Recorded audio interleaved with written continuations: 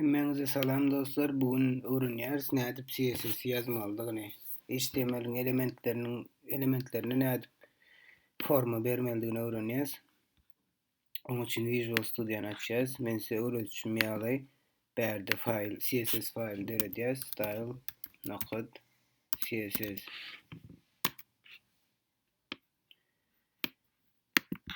Indi HTML goşmany ýatdan çykarmaň. Siz dünkü aýdyşym ýaly edip emmet diýen plugin goşan bolsaňyz, onda prosta ýazyň link diýip enter basyň. Soňam prosta style CSS diýip ýazyň. Boldy.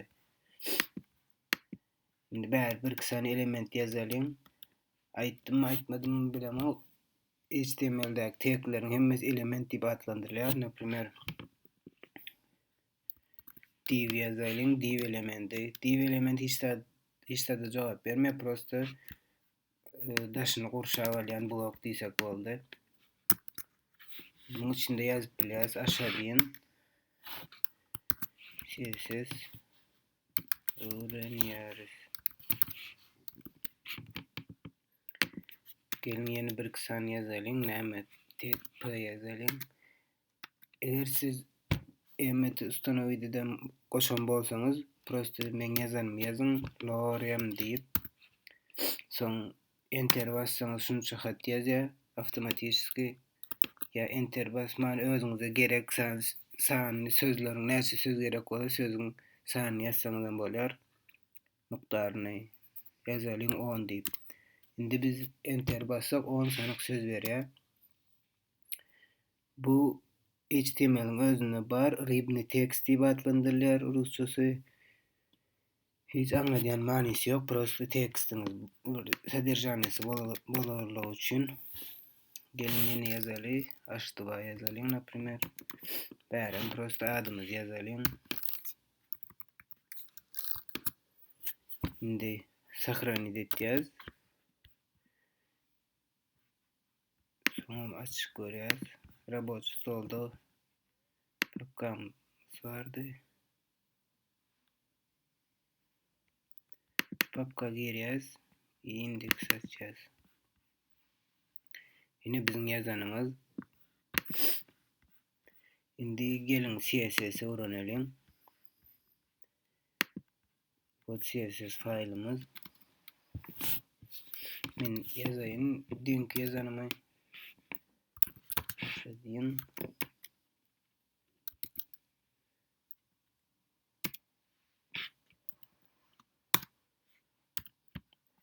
Indi seradan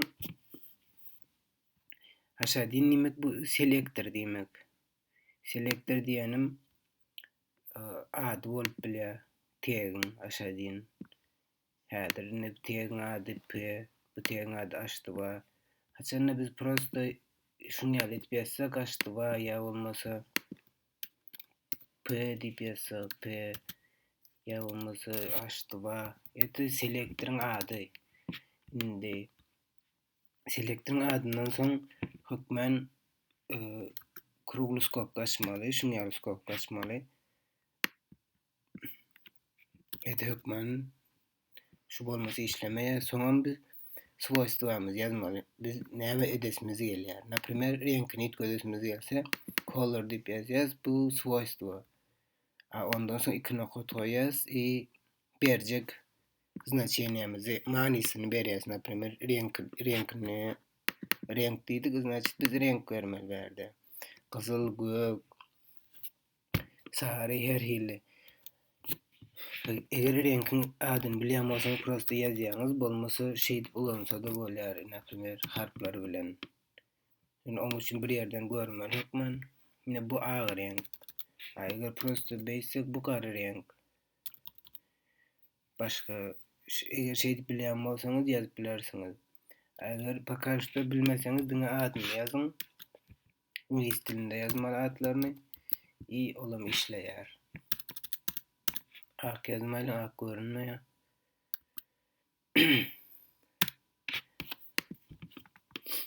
Indi öwrendik nädip ýazylmalydygyny. Biz häzir diňe tagleriň ady bilen CSS swojstwasyny ýazdyk. Indi şul häzir şul Garaňky gög reňkde bolýar. Ine.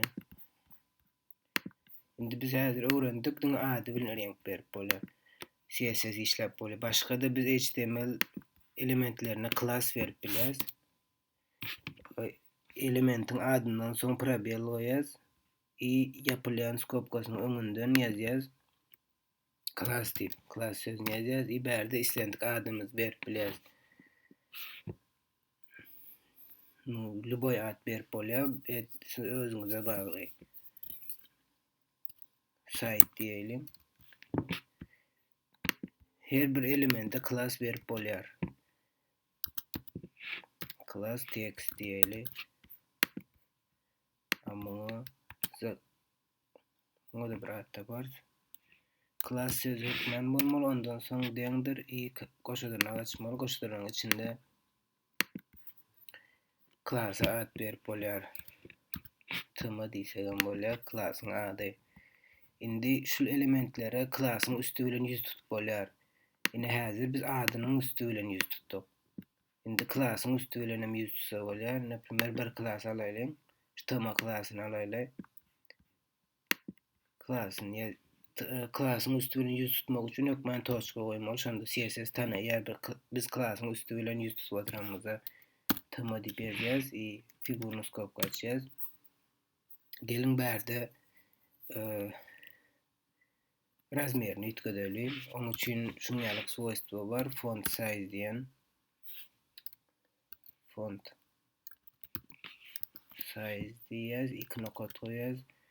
Ýazýas 35 diýeli ýa 40 diýeli, şu belli bolar ýaly. Piksel diýip ýazýas, 2 nokta goýas. Sahrani diýäs, görmeli.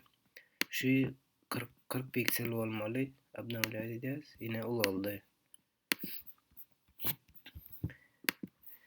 Bu font size razmerini ýetgediýär. Gelin onu görelim. Kiçelýärmi?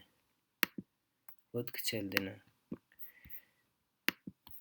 Bu klassyň üstü bilen ýüz tutanda haçanda elementlere. Gelin tekstin üstü bilen hem ýüz tutalım. Toçka text diýip ýazýas.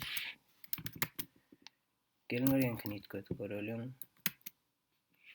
Gyzyl diýeli. Ne gyzyl boldy. Indi biz öwrendik adynyň üstü bilen tegiň ýüz tutmany, klassynyň üstü bilen ýüz tutmany. Indi ýene bir attribut bar, oňa ady ID.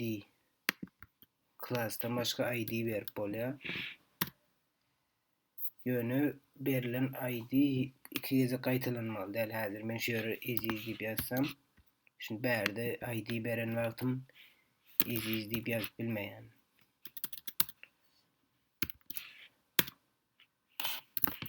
Diýip ýazyp bilmeýän, bu ýazsaň ýalňyş bolýar. Ýöne men berde ýazan klassymy berde de ýazyp bilýän. Site diýip. Bu ýalňyş bolmaýar. Ýöne ID-ni diňe bir ýerde ýazmaly. Berde ID ýazmak üçin ökmen ady başga bolmaly. ID deňdir goşadyrynak. Näme diýsem ol ID text diýen. Bir ýerde de luboy ad berip bilýäňiz, ol hiç ýyly, ol özüňize bagly, hiç ýyly rol oýnamaýar. Indi ID bilen ýüz tutanda toçka däldi, gözenek goýas, göni ýüz tutup berýäs. ID text. Indi serediň bärde class bilen ýüz tutup reňkini ýetgedik, gyzyl etdik. Ýöne biz şol bir elementi işläp otyrýas. Indi ID bilen ýüz tutup ýene reňkini ýetgedýäs, görýäs haýsy renk kabul edilýär.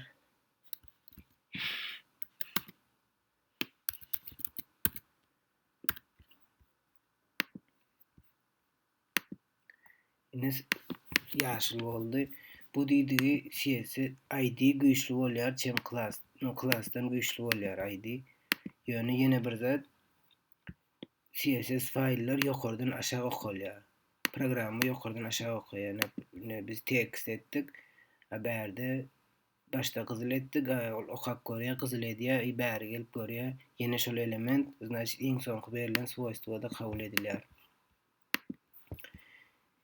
Men pikir edýän azda kände bolsa da düşünäsiňiz. Indi CSS näme, HTML näme düşünüp başladyňyz. Indiki urapda galan dowam edýäs. Bugunlukça sag bolun, hoş emeňize.